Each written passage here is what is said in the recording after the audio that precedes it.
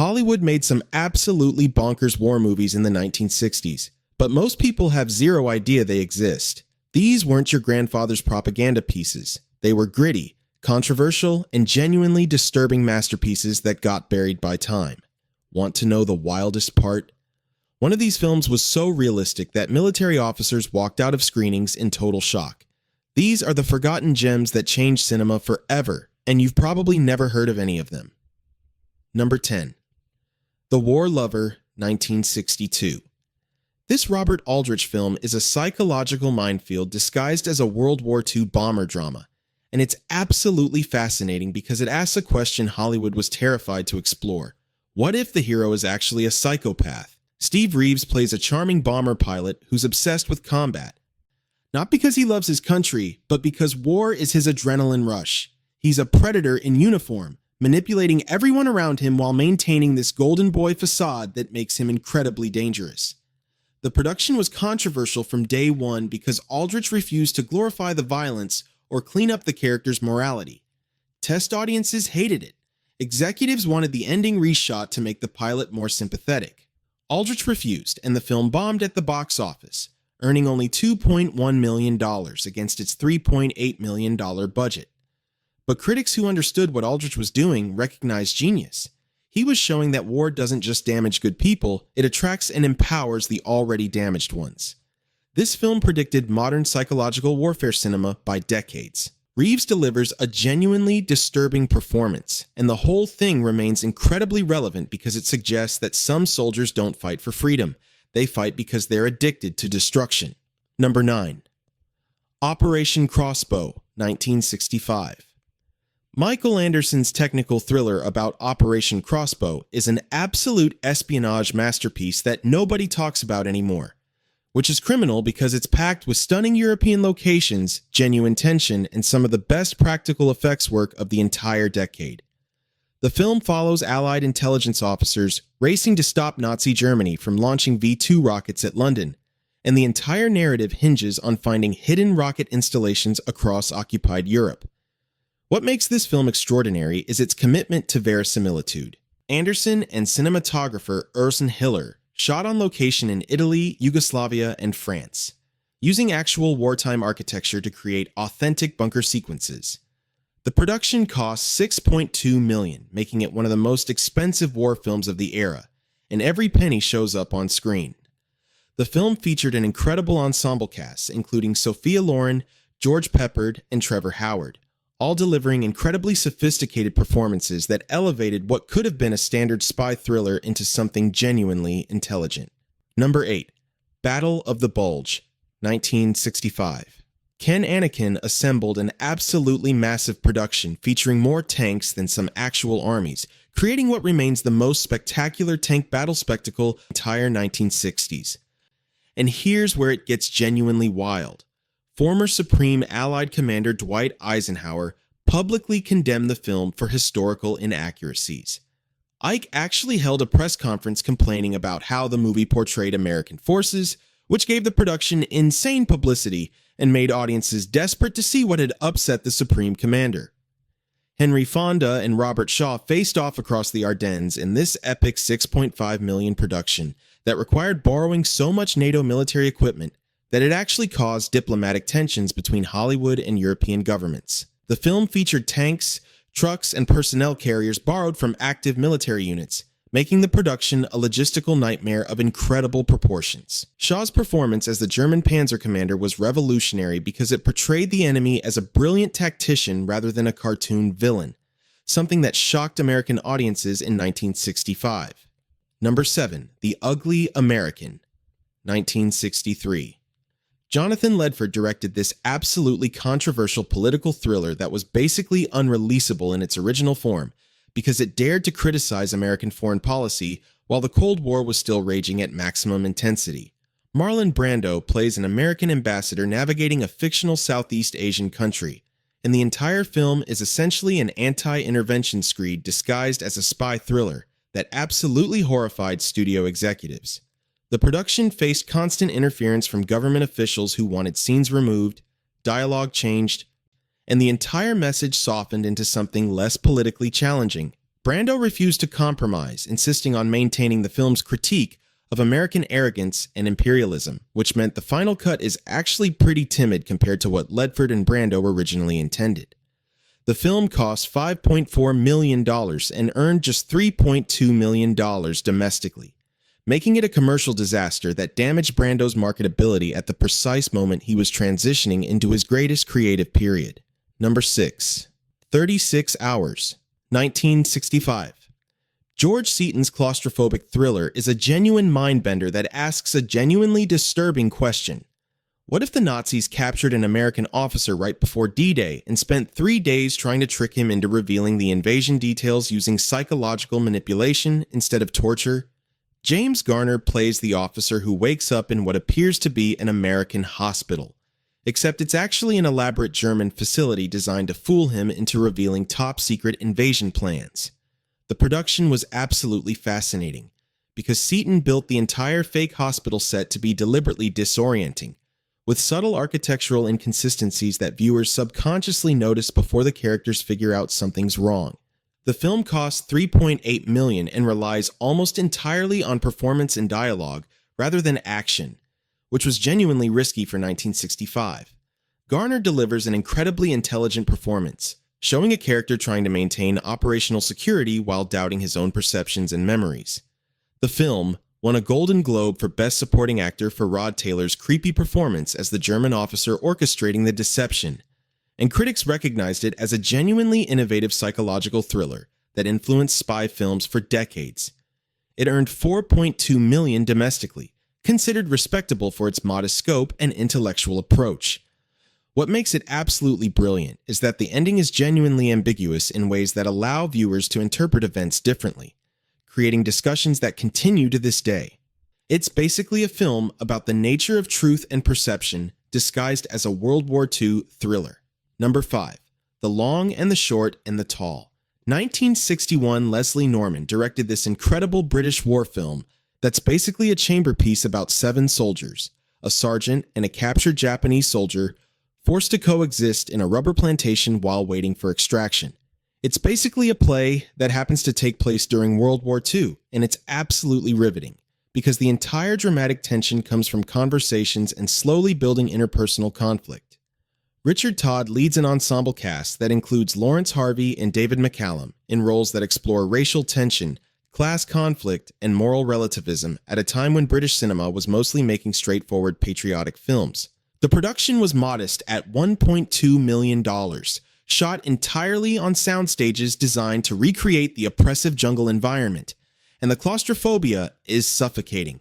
Every actor delivers intensely naturalistic performances that feel like documentary-style realism rather than theatrical drama.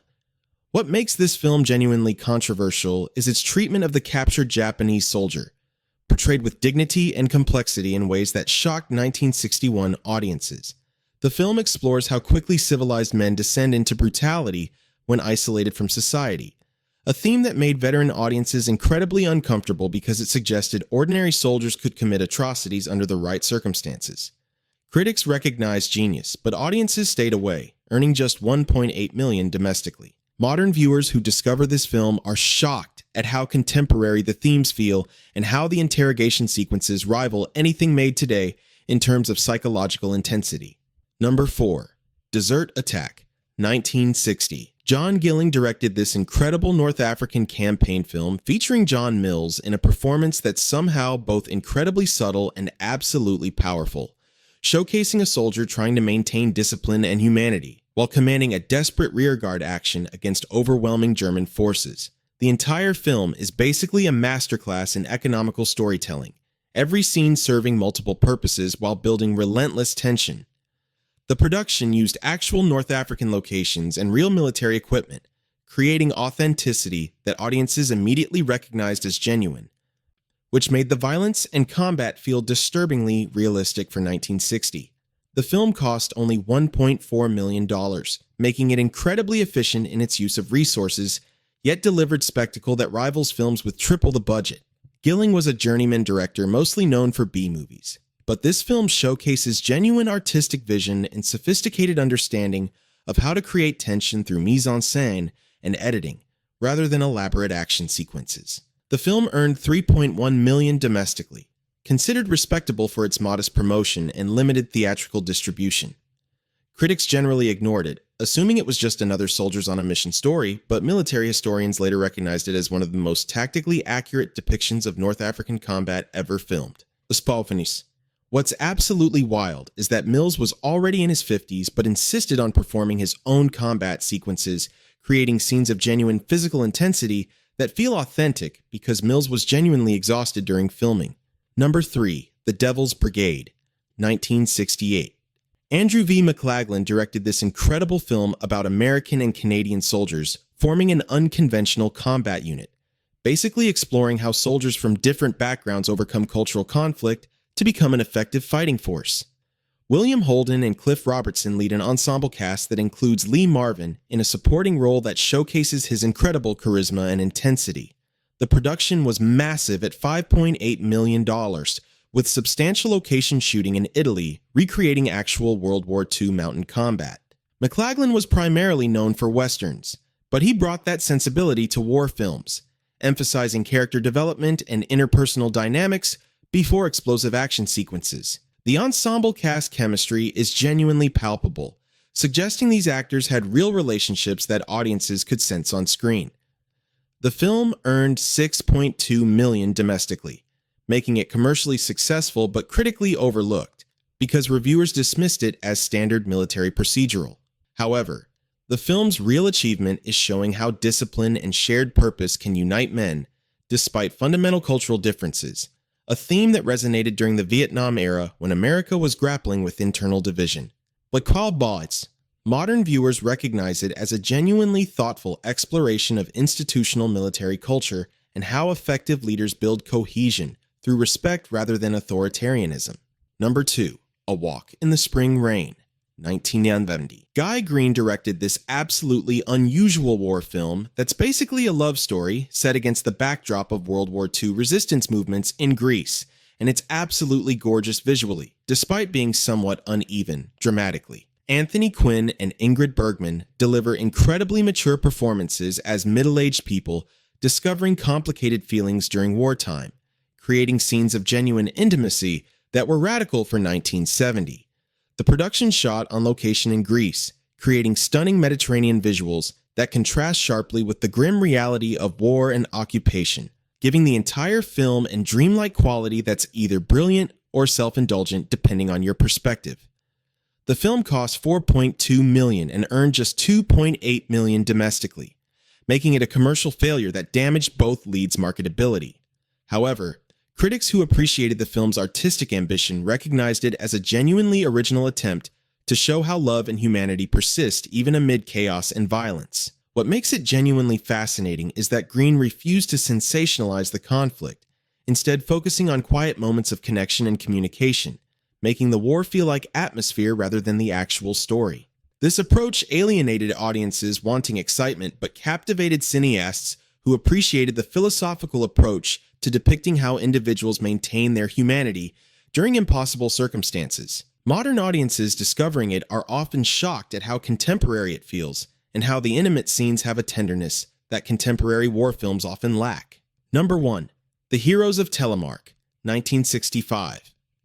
Kirk Douglas goes full commando in this absolutely incredible Norwegian resistance thriller that dramatizes one of World War II's most audacious sabotage missions, the destruction of Nazi Germany's heavy water production facility at the Vemork plant, absolutely crucial to their atomic bomb development.